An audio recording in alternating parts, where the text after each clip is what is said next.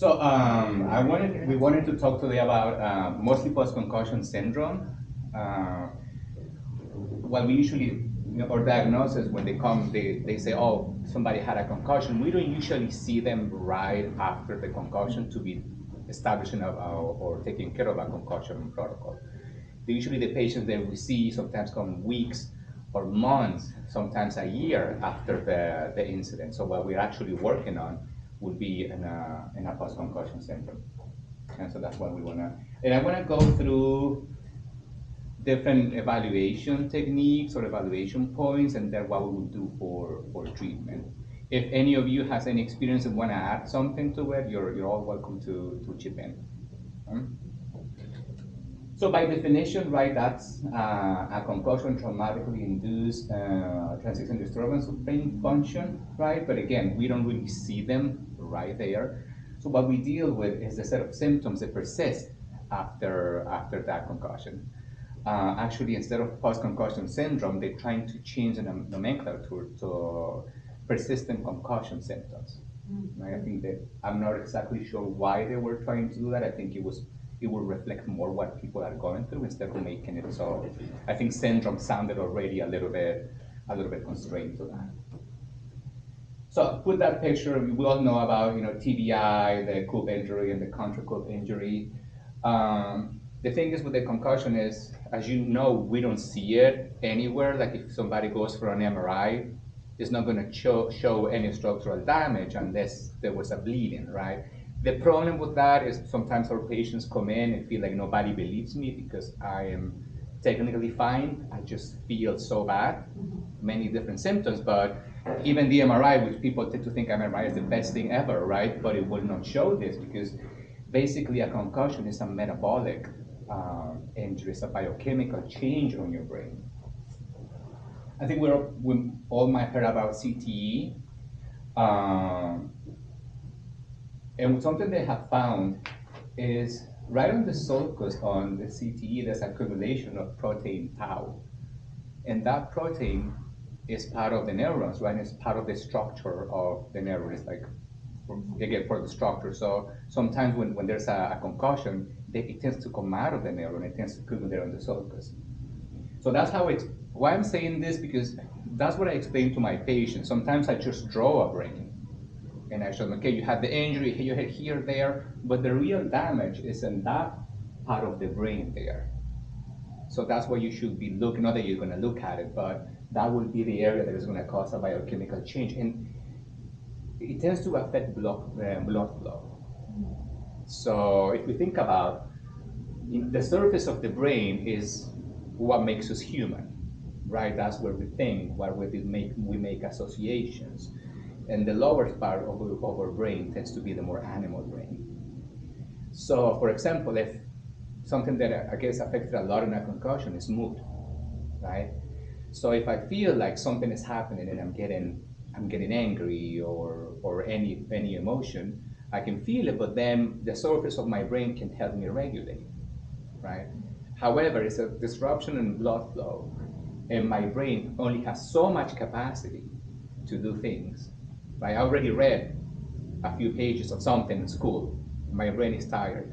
So now I'm going to get somebody told me something. I have no way to regulate that because the surface of my brain will not do its work. So now I'm going to snap, right? And something that it could have been like, oh, okay, now I'm crying, now I yell at somebody, and the whole array of emotions I can go. It's easy for me to explain to my patients with emotions because it's what they affect them the most sometimes. You know how the family relationship or any type of relationship can get strained because of those outputs. So once I'm able to explain them that, they immediately, oh, somebody knows what I'm going through. So as I said, I tend to go a lot for just explaining what happens emotionally with them, but then you can translate that into every different area, right? Oh, why can't you just read only for a little bit and then you get tired? Okay, because that's a very cortical function, right? To learn something new, it's very cortical. So if your cortex can only do so much, right? Now you're done for the day. So there are different, they call it trajectories, different areas how a concussion tend to affect people. I'm mostly going to focus right now on vestibular, cervical, and oculomotor because, and headaches, we can do that too.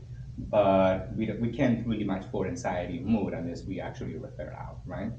We can be a shoulder, a crying shoulder, but we're not trained to actually do more than that, unfortunately. Yeah. So usually, if we're talking about somebody who has post-concussion syndrome, right? You have to think that a concussion usually should resolve between 7 and 10 days, right? General guideline is you had a concussion, you're supposed to rest in a dark room, not necessarily in a dark room, but you're supposed to rest for 48 hours. After that, you should be gradually exposed to regular life, by whatever you can tolerate. But if the symptoms persist beyond those 7 to 10 days, now we're talking about post-concussion syndrome. Right? And again, that's when you usually get these patients, especially workers' comp, right? They only pay attention to the neck pain or the shoulder pain when a machine fell on them. But nobody pay attention to, okay, what's happening cognitively, what is happening with the concussion. I want to say most of the people that I've seen post-concussion syndrome, they don't really have a real vestibular problem named BPPV. I've seen maybe two. I don't know if you ever seen somebody with BPPV post-concussion, but I don't find it that, yeah, right? It's not that common.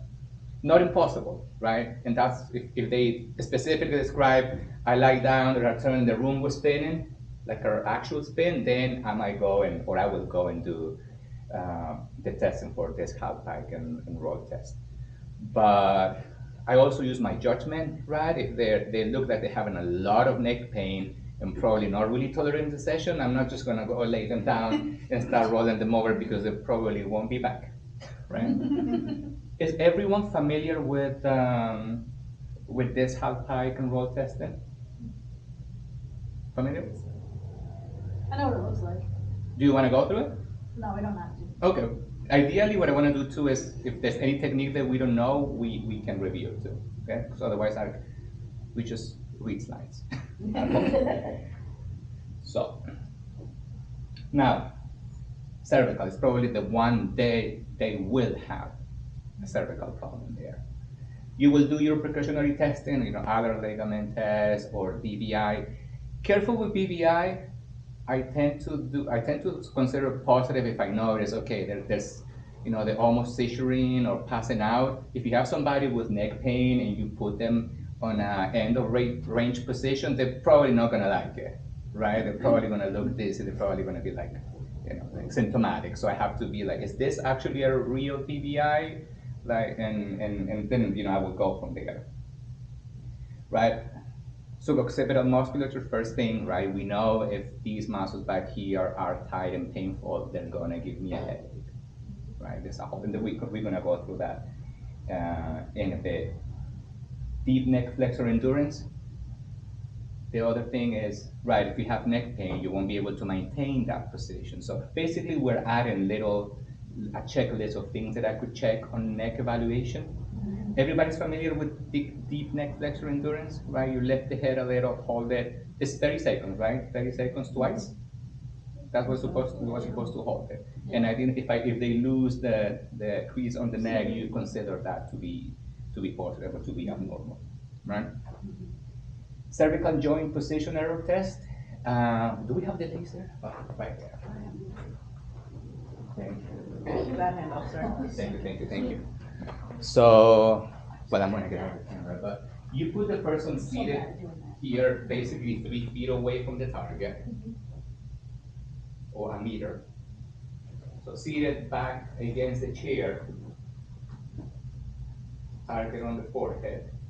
And I usually tell them, okay, turn your head 3 times to the right, going back to the center, with eyes open, right? And then I ask them to close their eyes. And I'm trying to see if they're able to find the middle, right? With eyes closed, and say, okay, when you think you are in the middle, open your eyes. Then I let them reset again, do it again with their head. Anywhere according to how I'm doing with time, with 5 to 10 times per side. And I want them to be, I think I said this in a previous talk, anywhere from here, from the white part inside, right? If they are outside this area, now I consider that an error. And then I will document, okay, this is for cervical proprioception, so I will say, according to cervical joint position error test, patient presents with deficits for cervical proprioception to whatever side. You can do up and down too if you want to. And the good thing is this can become treatment, right? They can do next session or later. They can still work with the laser trying to find the middle. OA, NAA mobility, that would be another thing that I would test. And somebody has tight suboccipital musculature, they probably will have decreased mobility on those joints. AA mobility, are we familiar how to test atlas axis mobility? Right, we pull the head, we rest it on our belly, exactly, and then we check on the rotation, right? We have to, as a patient, to be relaxed, and we also have to offer good support for them to be relaxed. If my hands all over the place, anybody's gonna tie it up, right? And I was in a Maitland course, and they were describing that when there's a difference of 20 degrees in each side, right? There's a correlation with cervicogenic dizziness and cervicogenic headaches. So anybody with a headache, tension headache, even if it's not a concussion, AA mobility is something to check. Same thing, that position can be a treatment. You can do your mobilization. You can even do gentle muscle energy techniques to improve the mobility. Okay? Another thing that is very typical for the cervicogenic headache, dizziness, or trajectory on a concussion is if I try to do smooth pursuits, but I take them to the end of the range, somehow they feel more strained. So if I'm testing pursuits and here, and they're like, okay, now I have a hard time, okay, that would be something you can also consider positive, and it could lead you to think, okay, I have, this might be more cervicogenic. Okay? Is that because of the lack of blood flow? Could be. Like if I hear head range, you're basically closing down on blood flow and they already have a lack of blood flow in your body? It could be that. It could be also proprioception too. Okay. And what was I going to say about this? Now, do I actually be like, oh, if I have 3 of these and 5 of these positive, oh, this should be a cervical trajectory? It is not that simple. Sometimes they all overlap, right?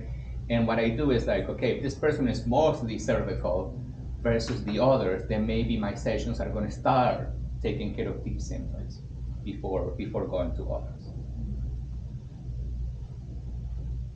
Treatment. I remember being in a conference once, and this neurologist said, yeah, we gave this patient all this medication and muscle relaxants, and all they needed was a massage.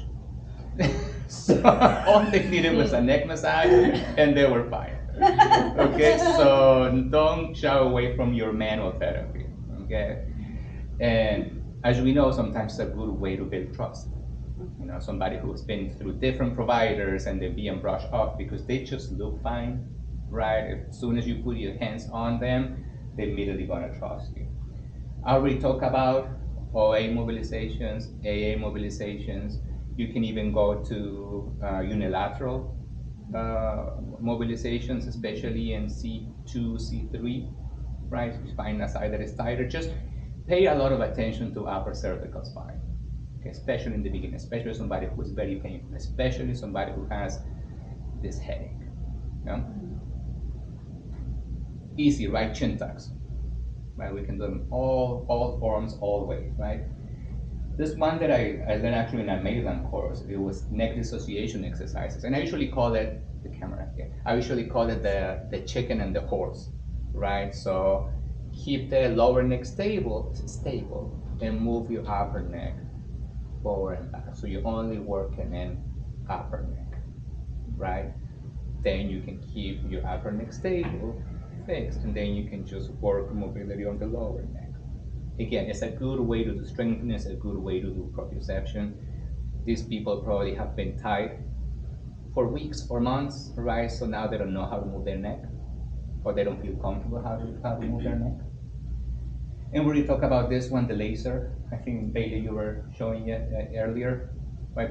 We have a little vestibular area in the back, so we have a maze. So you can have people track the maze. Again, this one on the forehead.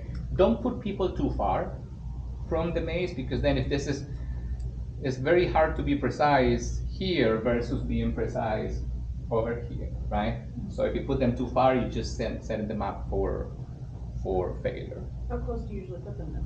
I try to put them a meter, 3 feet. Also because it's this how that test is done. Yeah, that makes sense, yeah. So usually that distance should be okay. And then you can play with different things, right? They can just be standing there or seated, then more narrow, right? Or standing on one leg on the foam pad.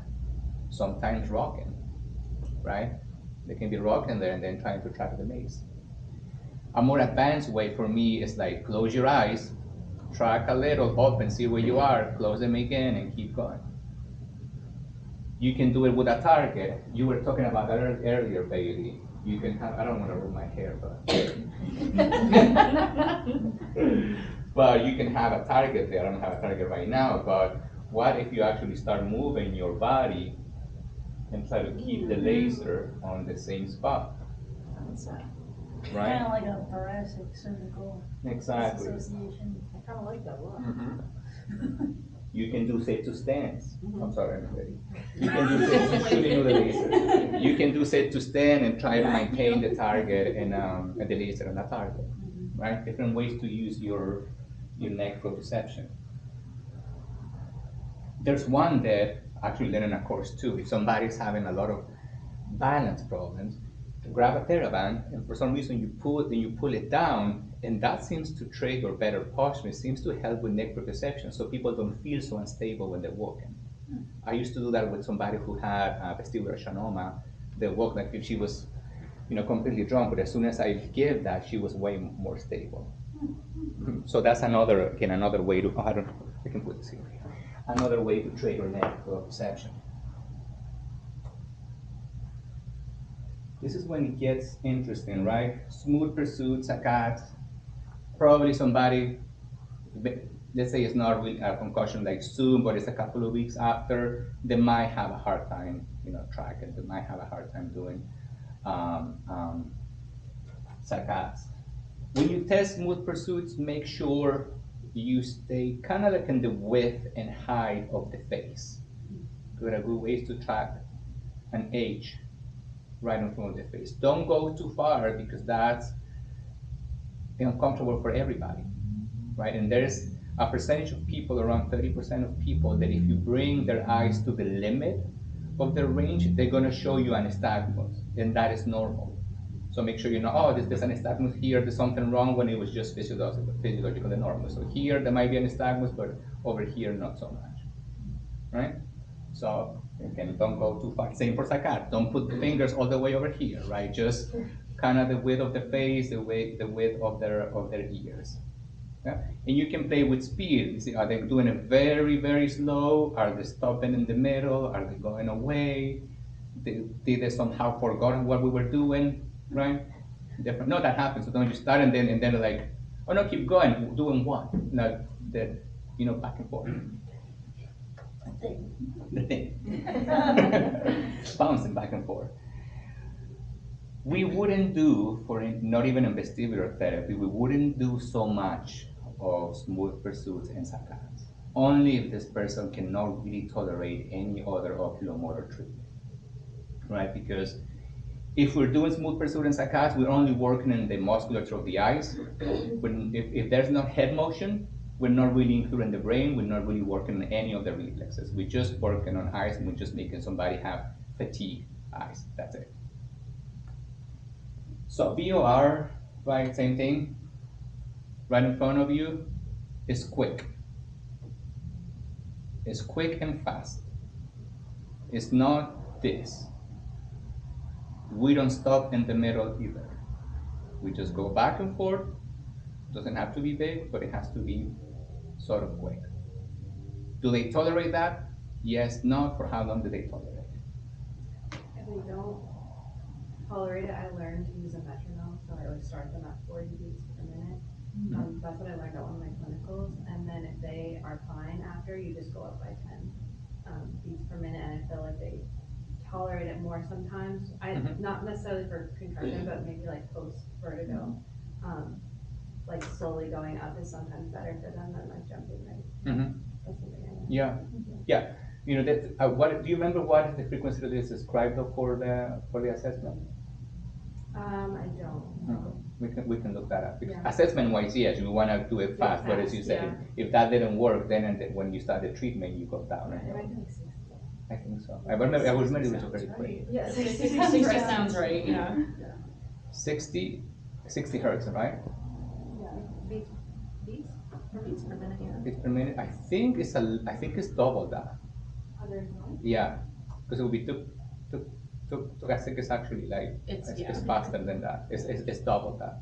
But then you go to the It's like place would be 150. So Pablo, what if they're like 7 out of 10 like pain, and they can do this but not this? Is that still okay to be working for range of motion and to kind of build up to this? If the neck, if the neck is like, then you will take care of the neck first. Okay, and then you include them as they can tolerate. That will be a reason to maybe just jump into, do it as Bailey said at a lower frequency, or maybe just skip it initially. Once you can take care of the neck, I mean, you're not gonna wait until they're pain-free, but maybe not 7, right? Maybe when they're in a 5 or in a 4, now you can start including that. That she can do this. But when I asked her to go faster, and I was like, shake your head, like she was like, no. I was like, okay. And you would stay that in that one then. Okay. Until I think you can do a little more. Okay. It's 180, which is the highest I've gone, which is really fast. Yeah. I'm pretty sure I had to get whiplash from that. Yeah. Oh. Yeah, but again, that might be more like for a vestibular person maybe, but again, in concussion, that's a guideline, but then you have to adapt it, right? Convergence, right? VOR, the way you test, right? You grab their head, shake it. Usually there's a 30-degree flexion. You do that and you stop abruptly. Right, you have to tell them, try to be relaxed if you can, because if you stay there, then I can move it, and then it's more painful. And then you will stop, and then you will see if they are still on your nose, or if they are looking away, and then come back to your nose. I tell them to stay on my nose, because if I tell them to stay on my eyes, I feel like they can be in either one eye or the other, and then I'm gonna be like, oh, was that a corrective saccade, or was that you being paused, or you would just looking at one eye and then you look at the other, right? I think humans, we tend to look at the right eye of somebody instead of the left, but that's just a free. Not going back to wearing a mask and like drawing a dot on my nose. When you're wearing a mask, when you're a mask, That's what you just look at my nose, right? Convergence, right? You put a target, could be a pen, you move it closer to you slowly. You tell them, tell me when you see double, if that, or you look how the eyes are moving, are they converging at the same time? Literature says anywhere between 10 and 6. I found a little bit of a big of a range. I usually stay with 6. And that they should be able to see one in sharp, at least at 6 inches from the nose, right? But it's not as simple as that sometimes. Okay, sometimes people can converge, and they are fine. However, what happens with that person who tells you, I can only read for so long and then I get tired, or I can only watch this or do this for so long and my eyes get tired? Sometimes you have to do the cover and uncover test, right? So they're here, right? They're watching at the target, and you cover one eye. There's almost like a spoon with you serve coffee, right? When you cover and uncover, you just use my hand and just make sure that I'm including, and then you cover and uncover. And the eye should be there, right? I uncover this eye, and that eye should be looking at this. If that eye wasn't looking there, was somewhere else, and then comes back, then that's abnormal. Technically, that person is not. They can functionally converge, but their eyes don't really want to. If you want to put it that way, and then that takes a lot of effort and a lot of strain for them, and that's why they will get fatigued with with visual activities. So if the eye, when I uncover, was out there and comes back, that's called exophoria. I think it's right there, right? Exophoria. See, when the eye is covered, it's outside, I uncover it, and it went back in. Okay? And the opposite, if the eye is, when I uncover, the eye went in and now goes out. That's exophoria. There are other names, and it gets a little more complex. It's actually a good course on MedBridge called Oculomotor Changes in Concussion Patients. So, and it's not really that long if you wanna look at it.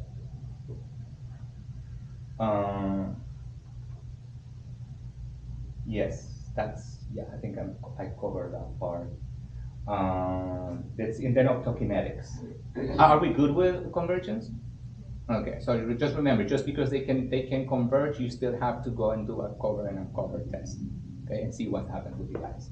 And then I would document that.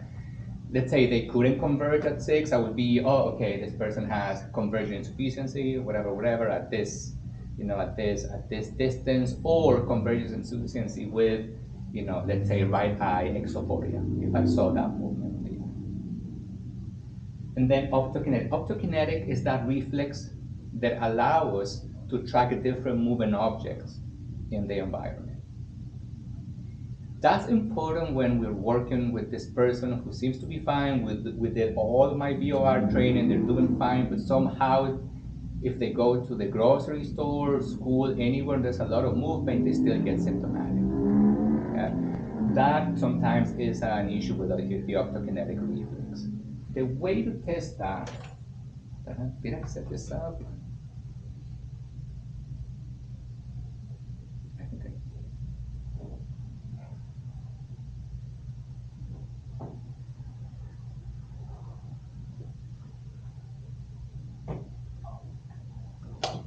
I don't know if you ever see me with a tablet, right?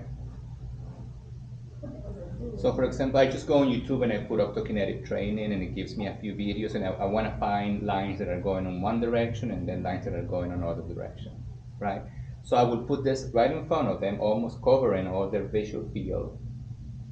And I'm on the other side looking at the right. I tell them, don't try to follow the lines, just keep your eyes in the middle of the screen. What I should see is almost like a little nystagmus, going back and forth. Different speed, variable speeds. Some people is really quick and other ones is a little bit small. But it should be there and it should be symmetrical, right? If one side is moving less, then I would say patient has impaired optokinetic reflex to, in this case, the left, because the lines are moving towards the left. Yeah? And that's a good way to document, if you're somehow all your VOR is looking fine, but it's a worker's comp and you still need to keep them in therapy, okay, you can say there's an objective way to measure this. Let's go through some different things. So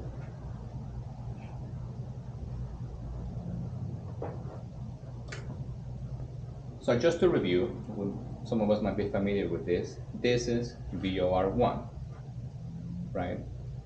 This is steady, arm length or so, and I just stare at a target, and I just go side to side. We can do up and down too, but it's mostly side to side. Okay? Different modalities, seated, if they can really tolerate it. Maybe hands up. Maybe I'm just gonna put a target on the wall and have them do that. Okay? They can be standing, they can be walking, right? They can be jumping or bouncing and the ball sweep is an athlete, right? They can be, if it's somebody who does hockey, they can have the target and they can be doing some hockey-like motion, right? They're playing basketball, same thing, right? Find different things, but that doesn't look like hockey. No, it does. You're still looking great, Pablo. Okay, thank you. I love you ice skating. Thank you. Okay, and I'm sorry that you have to live in the rain. That's really important.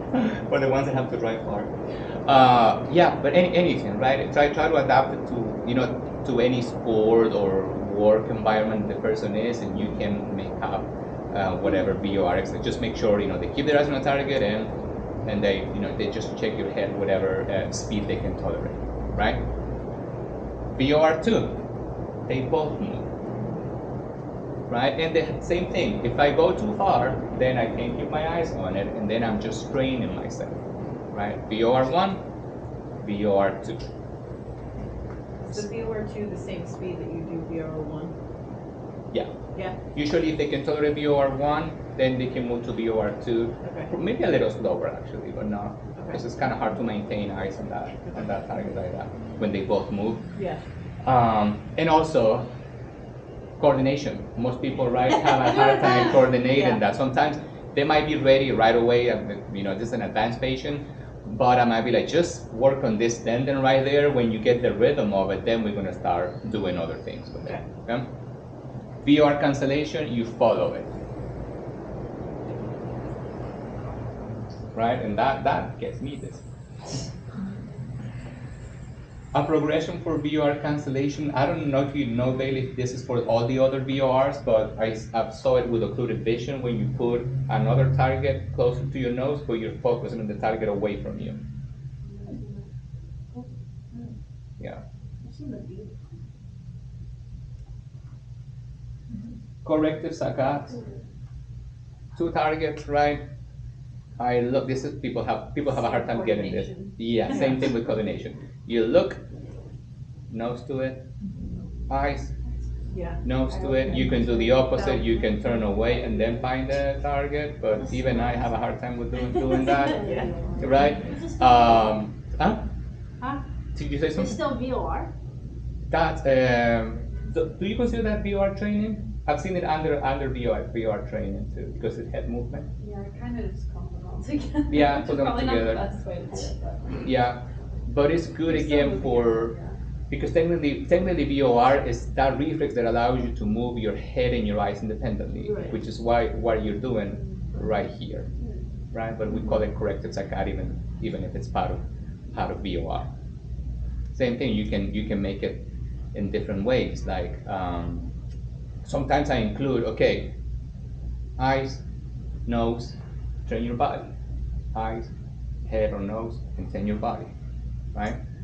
I could progress that to look, turn, close your eyes, and then turn your body. Look, turn, close your eyes, turn your body. Okay. A lot of steps. Huh? It's a lot of steps to remember. Yes, but you can't do neuro rehab if you don't include cognition, right? And that is already a cognitive task for many of them. He's like, mic drop. Cognitive test for me to just explain what the hell you're doing. And sometimes it's like just you're fine. Have you ever been like people when you're like trying to teach them how to row? Oh goodness. And then you're like, you explain perfectly what to put, and then you turn away and they're like, you're good, you're fine. Good job. Yeah, exactly. Good job, it's fine. Sometimes it's the same. Sometimes you explain. But again, you have somebody with a concussion that sometimes they don't have much tolerance to frustration. So sometimes you have to measure yourself. Yep. And be like, okay, am I being too much or can I let this go? Right? And move on. Optokinetic training. There's some very good videos on YouTube. If you have a TV in your clinic, or even you can just use the laptop, just try to make sure they're covering enough of their visual field. And you can put videos. We have one of people going to the supermarket, so they have to just track that or driving. There's one driving in a road with shadows, so light comes on and off as they go through different curves. So again, that would be a good way to train optokinetic reflex. And if not, like I have this crowded car here, you can find one online. Right, there are many different objects, and I can be shake your head, move, or walk around the clinic, and tell me how many watches, how many booths or umbrellas you see in the picture.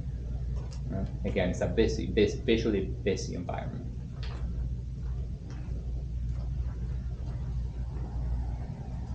And again, your imagination can be limited. You have seen me sometimes being like, oh, you're gonna bounce a ball and and turn around and then tell me the name of a city that starts with A, alphabetical order, right? Or count backwards from 100 as you do your VOR. The counting back from 100 by sevens, I can't even do that with really like nothing. Never mind. Like, Yeah, that's for the having to do people a that I'm too test. I'm too good for this. That would be VOR training, the guidelines, especially for if we're talking about somebody with vertigo, but it can be applied here too, is if it's acute, you have to do 12 minutes of VOR training, right? So you can distribute that throughout the day, however you want, just 12 minutes a day. So if you want to do 2, and 2 until you complete 12, yeah, great. Otherwise, if it's more chronic, it's been a couple of months or something, then you do 20 minutes of VOR. Because sometimes we underdose and we just say do 2 minutes of this, and then you go, yeah, if it's somebody who will not tolerate that and we're going to ruin their day, doing that, we might be like, okay, we're just going to stick to this. But the dose that has been researched is anywhere from 12 to 20 minutes of VOR training. And that's all the VORs, right? You can do 1 minute, a couple of minutes of this, and then the corrective saccade, and then the cancellation of VOR2. But total of 12 to 20 minutes. Do I have that? So try to add cognitive tasks when you can, right? But also we will have this person who is probably a college kid that is doing fine for the most part, or maybe not, but exercise causes symptoms. Again, headaches, changes in the mood, dizziness, inhales, right? Any change. And then we should measure what is the tolerance to exercise. So we're not going to have somebody, lifting weights, especially if the neck is painful. But around 2015, they came up with the Buffalo concussion treadmill test. I don't know if you heard about it, but now there is a bike test version. I haven't done the bike ever, to be honest. I think I put somewhere some handouts there. I can pass them around because it has the concussion test. So we can read it. I mean, they have modified it a little, but I'm just gonna go through kind of the general guideline for it. Basically, what I need in this test is find the heart rate that will trigger this person's symptoms, whichever the symptoms are. So it's basically a modified Balke test. So we have here a polar. So I usually just connect the polar. I found that it usually works better if I put the gel, like they put some gel on it. It connects better. They have the watch here, but also once they have the polar, I don't know if it's this treadmill in particular, but it will connect to here even if they're not touching anything. So basically I said, okay, I measured their heart rate, I asked the visual analog scale, Bohr scale, and then I would explain, well, okay, we're going to do this, and I need you to tell me how you're feeling right now, and I need you to tell me how your symptoms are increasing, right? Here they say that if they increase 3 points, let's say they tell you, I'm feeling a 4 right now. If it goes to a 7, it would be a good time to stop the test. I found other sources that say whenever the patient tells you that they want to stop, right, because their symptoms increase too much. Whatever heart rate they told me to stop, or if I want to follow this guideline, they told me the symptoms increase 3 points, that would be the heart rate that I'm going to consider as the triggering symptom heart rate, right? And then I establish a protocol. And that protocol is working between 80 and 90% of that heart rate. Usually start 20 minutes a day, six days a week, and I reassess every 2 weeks. There are other sources that will tell you that every 2 weeks just increase the heart rate by 10 minutes. I prefer to measure that because what I've noticed is sometimes, especially in the first few times I test that, the heart rate seems to be all over the place. And sometimes there's not a change on which heart rate or what number cause symptoms, but I can see things normalizing a little bit. Like, okay, there's a more linear progression on the test instead of just jumping all over the place, right? And the test, actually the way you do it, you put the polar, you take their resting heart rate, and then you put the treadmill at 3.3 miles per hour, right? And then every minute you increase inclination by 1%, right? And you keep asking them how they're doing, right? If for some reason they're able to go up, that you hit 15% and there's still no time to increase to stop the test, you increase now the speed, 0.4 miles per hour again until they tell you to stop. If they tell you to stop because they're just tired, that's not a positive test, right? You will still assess how they feel afterwards. Sometimes they might tell you, no, I didn't have any dizziness, any symptom when I was doing that, but then later I wasn't feeling great. You wouldn't establish a protocol. You would just tell them, hey, go exercise, just take it easy. You can do aerobic exercise, right? At home, I wouldn't send them to a treadmill. I would be like, do just a stationary bike, go for a walk, maybe not swimming with lifters, but something that it feels safe. Are we clear with that with Buffalo? Mm-hmm. Have we ever done it before? It looks initially a little intimidating, but it's actually very straightforward. Again, 3.3 miles per hour every minute, increase in the inclination. When you're out of inclination, increase the speed and be monitoring what symptoms they have. And be prepared for anything. Okay, some people can do it no problem, and then at some point, okay, I'm kind of dizzy, I need to stop. Other people last less than a minute. I had somebody once just started crying, and yeah, she just got symptoms. She got really frustrated, and then she started, like, I'm a doctor, I'm a smart person, I don't know what am I doing here. It was, her symptoms were definitely more emotional, more psychological, right? So again, be prepared from vomiting, from somebody getting angry, or somebody just getting dizzy. We have, because of Bailey here, we have vomit, not because she vomited, but she requested we have. Vomit everywhere. She requested we. I didn't want to carry the trash around anymore. Exactly.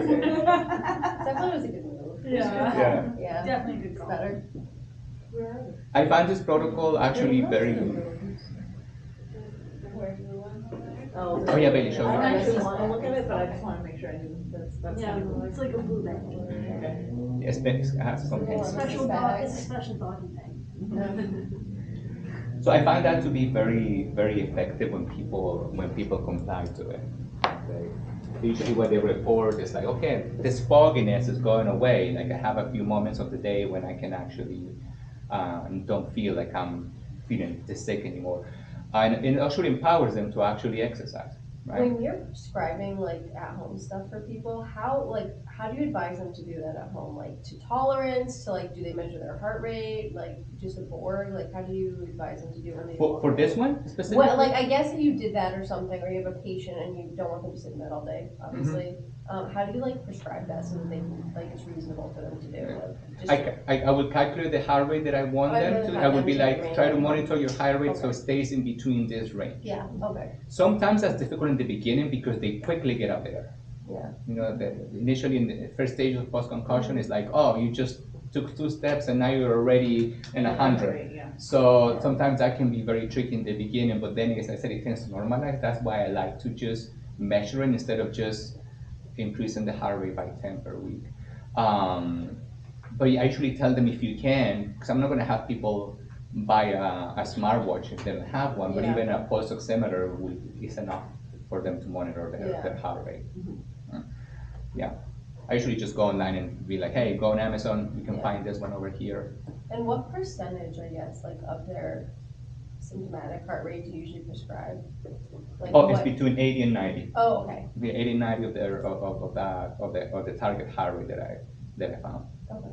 And like you said, it doesn't necessarily have to be like a treadmill. They could go like walking. They could even be just like going on the bike or something like that. As long Exactly. as they're within that heart rate. Exactly. And I've never done the bike test because I learned it and treadmill test, so I kind of got stuck with it. And actually, when I did my certification, I found out that they had a bike test too. So I haven't really studied how to do that one. But I guess it might be actually be more convenient, especially if somebody has an orthopedic injury associated to their concussion. Any more questions regarding the Buffalo concussion? Does that make sense? Not of the concussion, but just thinking about athletes who have multiple concussions. Like you were saying a little bit of it is metabolic in nature, right? Mm-hmm. So are they taken more seriously when it's like a third concussion? Do you think, are patients always sent to PT, or is part of it just the rest phase? Like say it's a first concussion, right? And they only come to PT if they're not really getting better? Or do you think that all patients should have PT immediately after concussion, even if it's only a first concussion? In other words, how serious it becomes more serious after multiple layers of concussion, right? Yeah, it Usually- becomes more serious. I do feel like they should at least be assessed, right? And even if it's first, because when it becomes post-concussion syndrome, it's way more difficult and it To takes way treat. longer to treat, especially if they come back a year later or 2 months later, or it's their third or second concussion. And that depends on the person too. Some people take it very seriously. We've seen this guy who had one concussion, Yeah, then had another one because I'm not playing football anymore because I cannot afford a third, right. right? But again, that depends on the person. I was going to touch base on that one later, but it's Okay. no, you're good.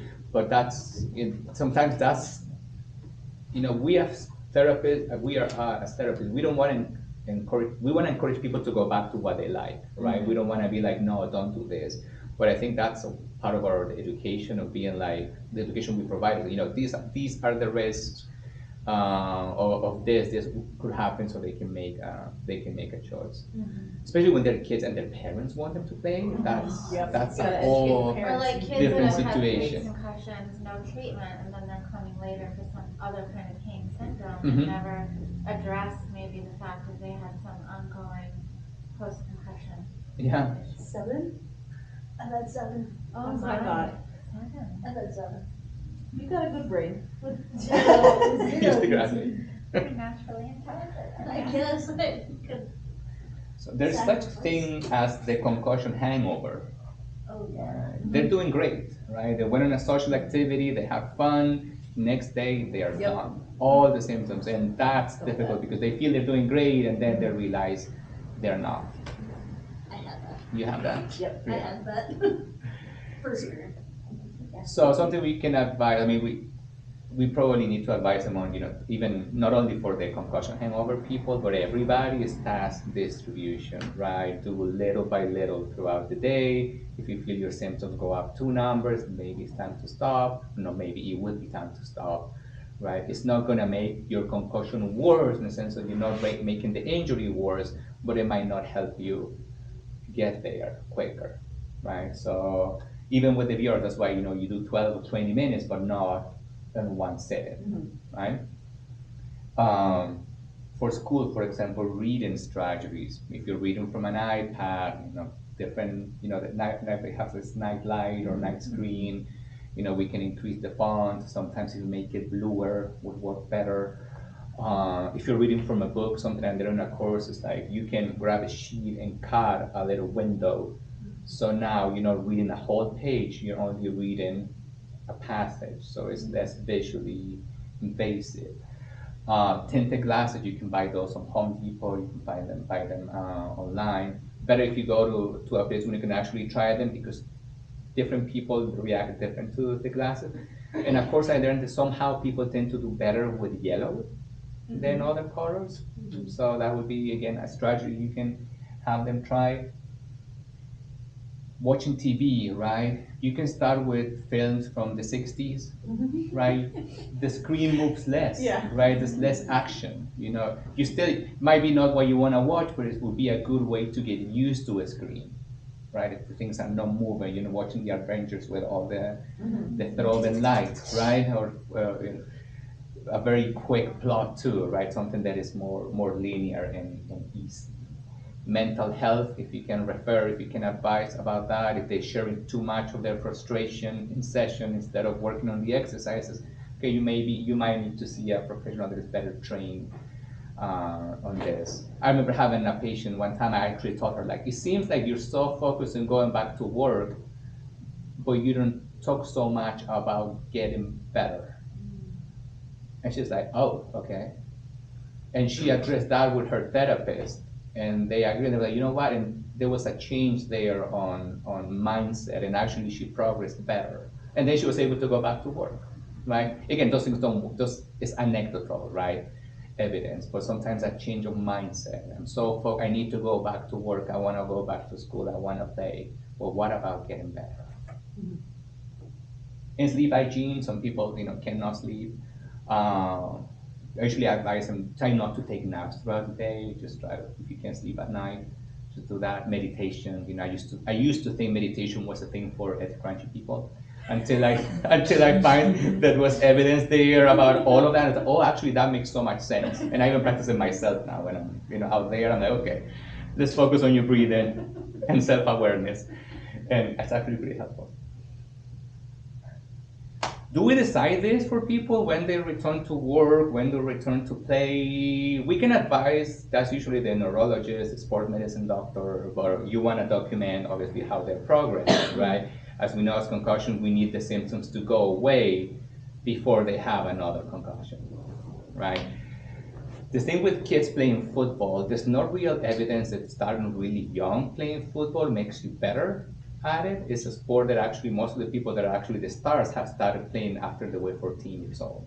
So it's not like gymnastics or swimming or ice skating when you need to do it when you're really young to be better. There's not a correlation with that with football. So if these parents are like, I need my kid to be the next star, they say, okay, but he can start at 14. Right? The problem is having imagine these kids, small, big, huge head, weak neck. Now they have a concussion with this huge helmet. It's way worse velocity-wise and momentum-wise than an adult having a concussion. The problem is, before that age, 13 years old, amygdala and hippocampus are areas that are in development, really active development. So if you interfere with that when you're too young or younger than that, repeated concussion, these are the people that are gonna have psychiatric, emotional issues, motivational issues. So now you just want your kid to be the next star, but now you're facilitating somebody's going to have psychiatric problems in their adult life. Yeah? I think there's a whole documentary too about what is this guy Aaron Hernandez? Yeah. Oh, yeah. Yeah, there's a whole thing going on with him of how this could have caused, repeated concussions in childhood could have caused some of the issues. I remember seeing that on one of the summits that I went, and I haven't watched the documentary, but I think it will be interesting. The thing is, if you're in a cookout and they know you treat concussions, they're gonna come and ask you. So sometimes it's better just to brush it off and not really get involved, because now I want my kid to be the star, and this person here is telling me not. So then you're gonna feel that the barbecue is ruined. So maybe don't leave that for the clinic when you can document it, but don't put it in your social life, because people are gonna hate you if they tell them that your kid shouldn't be playing football at 6 years old. Good. Questions? Any questions? Yes. I have a patient currently that has post-concussion syndrome, and we're not seeing like a lot of improvements, but one thing I noticed, which I don't know if is typical, because I haven't seen a lot of concussion patients, their balance is like horrific, like so bad. And I'm wondering, they're like, oh, I was so much better before I had all these concussions. Is that just like VOR, vestibular related? Is there like other components you think are affected? Or have you seen that a lot with like post-concussion syndrome? Yes, balance is impaired, and it can come from all of those. Okay. It can come from neck, it can come from ocular motor deficits. No one or the other, it can be both at the same time. And you might, try different things. One day I focus more on this, how do they feel? One day I focus more on that, how do they feel? And then go from there. We both have the same patient. Yeah, You're we both- share this. You're both trying to share it. See what happens, for example, when I said the TheraBand cooling down. See what will happen if they do that. If they try to do different activities and see if they feel more stable. Then you might cue you, okay, maybe I need to work more on neck proprioception. Does that help with the neck proprioception in general by putting the pressure in? Yeah. That's awesome. That's like wizardry. That's so cool. Yeah, even sometimes VOR, like you can be, okay, try this, and they feel dizzy, but if you put it and they can do the VOR, they tend to tolerate it better. Let's see what's up with that. So going off of, like, there's so many different variables that could be going on, Mhm. right? How many, so say we do VOR for one session and they feel a little bit better, but nothing's really crazy happening. And then you try something else and the same thing a little bit. So I'm trying to ask, so if we do VOR and then we try it for like 3 different sessions, at what point do you say, okay, maybe this isn't it and you need to kind of switch gears? How many sessions do you usually give in? I don't usually, unless it's something that is really like that neck is screaming at me, for example, then I might be like, I'm just gonna stay in neck for as long as I can, or so for as long as I feel it's appropriate. But I usually try to include a little bit of everything in each session. Because I Okay. feel like sometimes I'm like throwing everything like but the kitchen sink at them and I'm like, I don't know what's making things better. I guess I'll just keep kind of going with it. Yeah. I think, my thing is that even if I'm gonna try different interventions, I try not to do too many exercises in one intervention. Right? If I'm gonna work on VOR, I don't need to do 10 VOR exercises, right? Maybe I'm just gonna stay with 2 or 3. Same for neck, right? I might spend more time manually, but I'm not gonna do chin tucks and rows and this and then have a whole 20 exercises on neck, right? Because then is what happens. Then what is actually working, right? If I have fewer interventions, it might be easier for me to decide what's working. Okay.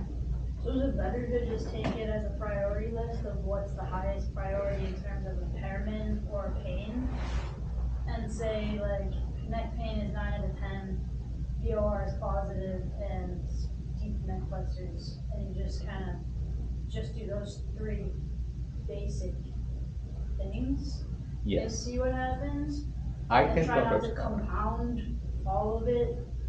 Yes, I approach it that way. I don't know Yeah. Bailey how you approach it, but I try to again see what will be my priority So they- and then build from there. There's something that I do it simple, yeah, because otherwise I'm not even practicing what I'm preaching. If I'm telling them they distribute their tasks throughout the day and I'm throwing 20 things at them in the session, plus education and home exercise program, then I'm like, okay, what am I? Do I even know what's gonna work for me? Yeah. So yeah, I think for me that is a good approach, or the way that tends to work out better. Little by little. And I remember having somebody once neck pain very intense there. I couldn't even touch them, do much, but I started with a nice massage, suboccipital musculature, and then I could actually go in. And I had to do that for like 3 sessions until I could actually just go for the manual treatment. So sometimes you have to stop yourself from trying to get the units, and then just go and do what you feel is more appropriate. There's a big component of education here, right? So I might not get all the manual and all the exercises, but then what happens with the whatever we're the 35, right? Self-care, right? So again, don't feel like you have to do too many things, because they're not going to tolerate it either, right? Right. If it's somebody who's like, okay, most of the problem is optokinetic, they're fine with convergence and all of that, or VOR, then you can do different things. Sometimes have people jumping. I don't know what's happening. He's taking a picture. I was going to say I forgot for convergence the Brock strain, Oh yeah, that thing. right? I didn't mention that. I think I went through conversion. I was telling like esophoria, the deficit, right? But I treatment expensive pushes, right, back and forth. But this one too, right? And you can do it in any position you want, but 5 seconds here, 5 seconds here, 5 seconds, and then come back. Okay. Is it bad if you get dizzy and you haven't had a concussion in years? Is it bad if you get really dizzy doing that and you haven't had a concussion in years? I don't know. We need to work on it. I don't like see it, so I don't do it. Vanessa can schedule you. What else? Anything else? I have a couple questions. So we have a patient up in Fitchburg that had a lovely pictured concussion in football, and he has the worst posture ever. No matter how much we educate, he will just live here. So obviously he's got no deep neck flexor endurance whatsoever. What other positions would you suggest for? Because I've done concussion training, because I had a concussion actually last year, 2 years ago. And so we did deep neck flexion, and we actually had the maze on the floor. Mhm. and I was like prone in the position that I had the laser going like that. Is that good for deep neck flexion? Is that something that would be helpful for the posture? Or is that something that's kind of like overkill? How do they feel afterwards? This is me, just my subjective when I did it, and I was When you definitely did very fatigued, but I haven't done that with him yet, and I'm thinking about doing that because he has zero posture and zero postural awareness. Have you Mm. tried muscle energy techniques? Like to just No.